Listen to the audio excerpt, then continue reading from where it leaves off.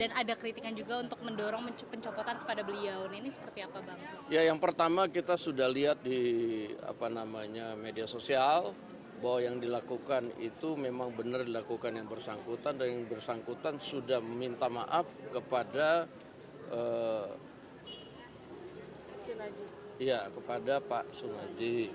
Nah, bahwa kemudian sebagai utusan khusus Presiden, tentunya dalam hal ini yang bisa memberikan jawaban itu adalah pemerintah, karena jabatan tersebut adalah jabatan setara setingkat menteri. Jadi kalau mau nanya ke saya apakah ada sanksi, nggak ada sanksi, itu saya nggak bisa jawab.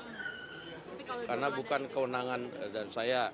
Nah, bahwa kemudian kita DPR juga melihat aspirasi masyarakat, juga sudah meminta kepada pemerintah, tidak hanya kepada Gus Miftah, tapi juga mengimbau untuk melakukan introspeksi, evaluasi terhadap kinerja masing-masing pembantu presiden maupun utusan khusus presiden. Demikian.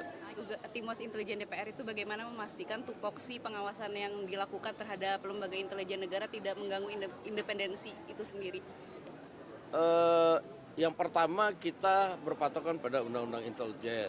Nah, bahwa kemudian tupoksinya juga sudah sangat jelas di situ, tugas pokok fungsinya apa yang kemudian akan dilakukan.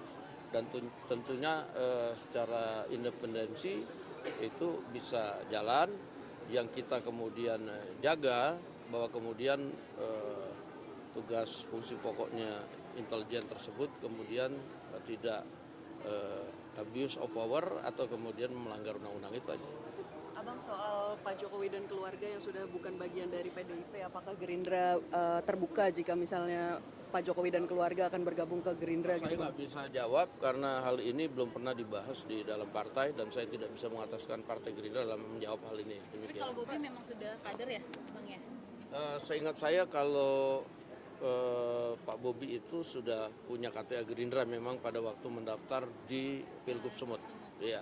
Bang, soal Menteri Hukum nih yang pengen RUU perampasan aset gol di DPR, apakah sejauh ini sudah ada tentang RUU perampasan aset itu, Bang, di DPR? Ya, kan kita lihat bahwa memang itu masuk ke dalam prolegnas, bahwa nanti kemudian sejauh mana itu akan dibahas, ya itu kan usulan pembahasan itu dilakukan oleh pemerintah dan DPR. Nanti kita lihat aja.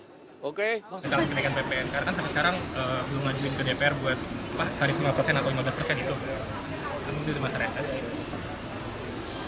Ya, saya pikir kebijakan dari PPN itu adalah memang amanah dari undang-undang dan yang mengeksekusi adalah pemerintah.